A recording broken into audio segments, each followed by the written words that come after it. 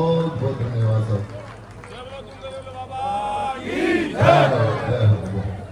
हम सभी विराजेंगे हैं। हमारे विधायक महोदय कुछ शब्द आप तक पहुंचाएंगे। प्रणाम करते हुए सबसे पहले तो यज्ञ के जो आयोजन करता है, जो कमेटी है, जो संचालन करता है, उन सब का हार्दिक आभार व्यक्त करता हूँ, उनको धन्यवाद देता हूँ। ऐसा विचार उनके दिमाग में आया। धुंधलमल जी की गुफा, ये बहुत पुरानी गुफा है, आदि प्राचीन काल की गुफा है। इसका इतिहास किसी के पास भी नहीं है और मैं इसी स्थान से व्यास जी महाराज, इस स्थान से मैं बहुत पहले से जुड़ा हुआ। सन 76-77 की बात है, जब पूर्णानंद जी महाराज यहाँ रहते थे। इस गुफा में वो यहाँ तपस्या करते थे और मैं सवाई माधोपुर कॉलेज में पढ़ता था उस समय। मेरा सौभाग्य रहा कि मैं पूर्णानंद जी के संपर्क में आया, उनका आशीर्वाद मुझे मिला और उनसे मिलने के लिए इस गुफा पर मैं आता रहता था। उनकी असीम कृपा मेरे ऊपर रही। यहां से संपर्क हुआ, उसके बाद में कई बार मेरे गांव तक वो पहुंचे। गांव में उन्होंने नवरात्रा का अनुष्ठान किया था, हमारे पूरे परिवार को उन्होंने आशीर्वाद दिया था और तभी से लगातार, चाहे मुझे आना नहीं हुआ, यहाँ पर कम आना होता है, लेकिन दिल में अगाध श्रद्धा, अगाध प्रेम यहां से बना हुआ है। और एक नया रास्ता पूर्णानंद जी ने हमें बताया, जो आज हम उस मार्ग पर चल रहे हैं। आज जो कुछ भी है उसमें बहुत बड़ा योगदान इस गुफा का और पूर्णानंद जी महाराज का है। और मैं आप सब लोगों को भी ये कहना चाहता हूं, ये यकीन मान लिए, मेरी माता बहनें बैठी हुई है, आपसे भी मैं ये प्रार्थना कर रहा हूं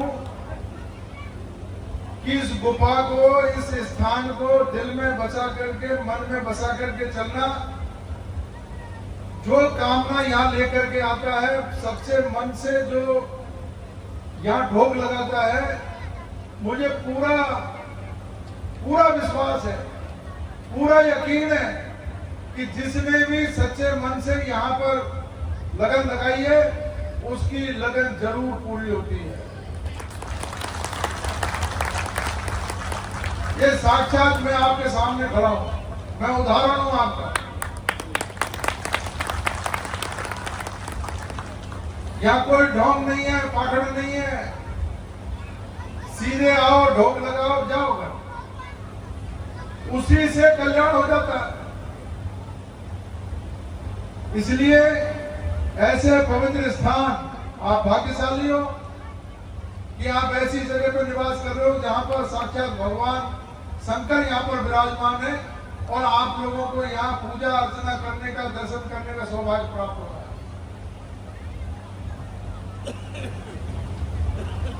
मैं व्यास जी महाराज को भी बहुत धन्यवाद दूंगा और उनका आभार प्रकट कर रहूंगा कि आपने यहाँ आकर के हमारे ग्रामीण भाइयों को धार्मिक भावना से ओतप्रोत करने का काम किया है। कथाओं के माध्यम से आप एक संदेश देकर के लोगों का जीवन सफल बनाने का काम कर रहे हो। आपके चरणों में बहुत बहुत प्रणाम करता हूं। और हमारे सारे पंच पटेल, अरे बहुत दिन बाद में यज्ञ करवाया आपने। उस समय पूर्णानंद जी के समय शायद एक यज्ञ हुआ था। तो ये 50-50 साल तक मत भूलो, यहां आपका एक रुपया भी दान दिया हुआ 1 लाख गुना आपको मिलेगा, 1 लाख गुना। इसलिए कंजूसी मत करो इसमें। यहाँ हमेशा कोई न कोई अनुष्ठान होता रहना चाहिए। आज धार्मिक कथा का आयोजन करके हमारी पूरी मातृशक्ति यहाँ पर बैठी हुई है, कुछ न कुछ संदेश लेकर के जाएगी, कुछ न कुछ सीख करके जाएगी, और वो संदेश अपने बच्चों तक पहुंचेगा।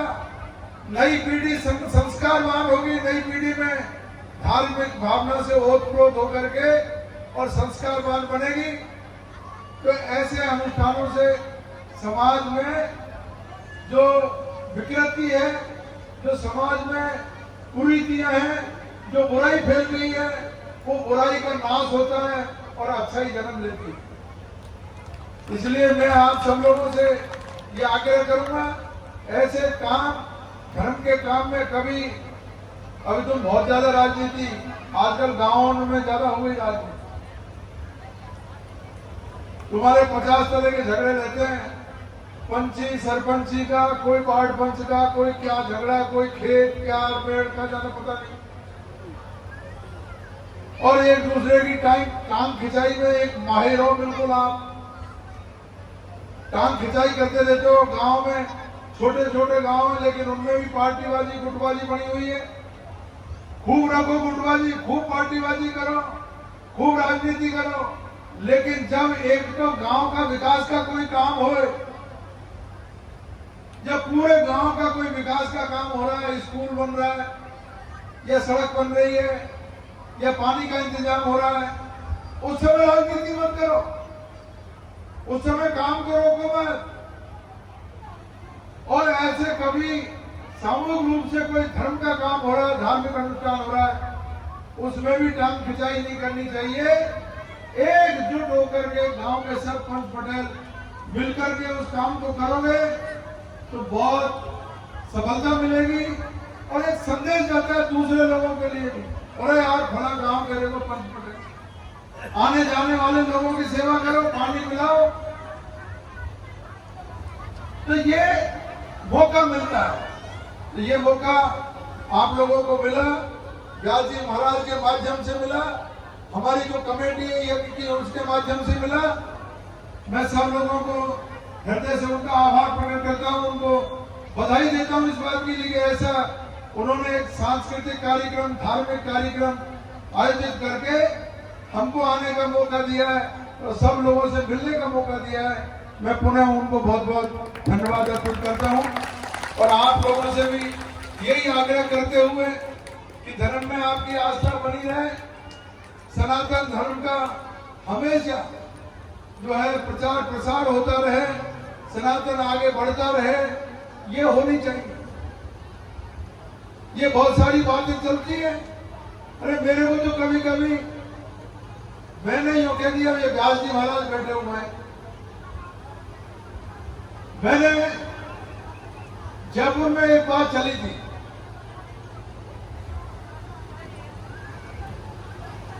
हिंदू धर्म की, और मैंने ये कहा था कि भाई हम तो ट्राइबल लोग हैं, आदिवासी लोग हैं, और आदिवासियों का धर्म हिंदू नहीं है। आप लोगों को जो पढ़े लिखे लोग हैं उनको ध्यान होगा, ये आमागढ़ के किले की जब बात थी उस समय मैंने कहा था, पूरे इस बात को लेकर के पूरे देश में बवाल मचा, अरे साहब हिंदू नहीं है तो फिर मंदिरों में क्यों जाते हैं, इनको मूर्तियों को क्यों मानते हैं, गंगा स्नान क्यों करते हैं। तो मैंने उनको कहा, और अब व्यास जी बैठे आप सबके सामने कह रहा हूं, हिंदू कोई धर्म नहीं है, हिंदू वे ऑफ लाइफ है, जीवन जीने का एक तरीका है। धर्म तो सनातन होता है, सनातन। अभी व्यास जी आपको बार बार यहां से जो है व्यासपीठ से आपसे जय बुलवाते हैं, कभी कभी बोलो सनातन धर्म की जय बुलाते हैं, हिंदू धर्म की जय बुलाते हुआ वो मैंने कोई नहीं देखा। महाराज बुलाते हो कभी हिंदू धर्म की नहीं बोला, सत्य सनातन धर्म ही होता केवल है। सनातन की जय बोलते हैं हम। सनातन का मतलब है प्रकृति आदि अनादि काल से जो धर्म चला हुआ है वो सनातन है। सनातन के हम प्रतीक हैं और ट्राइबल आदिवासी जो लोग हैं उनका मूल जो धर्म है वो प्रकृति है, सनातन। तो मैं सनातन की बात करता हूं। जब ये बीजेपी वाले मेरे ऊपर कई तरह की कीचड़ उछालते हैं, अरे इधर तो कहता है धर्म हिंदू और हिंदू नहीं होने की बात कहता है राम के, और फिर उसके बाद में गंगा भी स्नान करता है, मंदिरों में भी जाता है, दान दक्षिणा भी देता है। तो मैंने ये फर्क आपको इसलिए बताया कि सनातन धर्म जो आदि अनादि काल से, अभी आपसे पूछना चाहता हूं, भगवान शंकर भगवान का कोई जन्म सुना है क्या आप लोगों ने? अरे भाई, शंकर भगवान का जन्म, उनके माता पिता, इसके बारे में सुना है क्या? नहीं सुना होगा। व्यास जी महाराज सुन रहे हैं, व्यास जी विद्वान है। जब मां पार्वती ने, नारद जी ने बता दिया पार्वती जी को कि माता जी ये भगवान शंकर के जो गले में मुंड वाला है ये किसकी है? ये आपसे झूठा मूठा प्यार करते हैं भगवान शंकर, सही प्यार नहीं करते आपसे। इनसे पूछो ये उनके गले में जो मुंडों की माला है ये किसकी है? तो पार्वती जी ने जाकर के हाथ कर दिया और भगवान शंकर से कहा कि महाराज मुझे अभी ये बताओ आपके गले में जो माला है मुंडों की ये किसकी है? तो भगवान शंकर ने ये कहा कि भाई आपके पार्वती जी आपके 108 जन्म हुए हैं, तो ये हर जन्म में एक बार जो दक्ष राजा की यहाँ बिना बुलाई आप गए और आपका जो है जो शरीर है वो चिता में जो जल करके नष्ट हो गया, वो सिर को छोड़ करके सारे 107 जो मुंडे ये आपके हर जन्म में मैं काट करके जो है मेरे गले में पहनता हूँ, ये आपके ही मुंडों की माला है। क्योंकि महाराज जब मेरे 107 जन्म हो गए तो आपके कितने जन्म हुए? भगवान शंकर ने कहा कि भाई मैं तो अजर अमर हूँ, मेरा कोई जन्म और मरण नहीं होता। तो पार्वती जी बहुत विचलित हुई कि महाराज इस कथा को मुझे बताओ, इस रहस्य को मुझे बताओ, ये प्रकृति का क्या रहस्य है? मेरे तो बार बार जन्म हो रहे और आप अजर अमर हो, ये अमरता का रहस्य मुझे बताइए। भगवान शंकर समझ गए कि नारद जी की कला है, तो उन्होंने पार्वती जी को कहा कि भाई ये मैं आपको ये अमर कथा भी अगर सुनाऊं, इसका रहस्य भी बताऊं, तो मैं ऐसी जगह में बता सकता हूं जो निर्जन हो, कोई जीव जंतु वहां पर नहीं हो।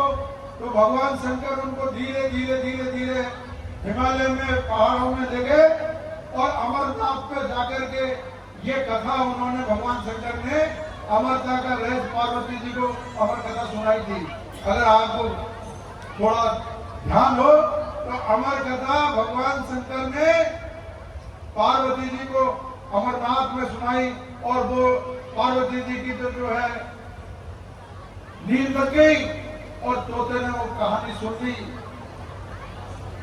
तो आपको ये बहुत बड़ी बात जो है गहराई की, मैं केवल ये कहना चाहता हूँ भगवान शंकर का कोई जन्म मरण नहीं है, अजर और अमर है।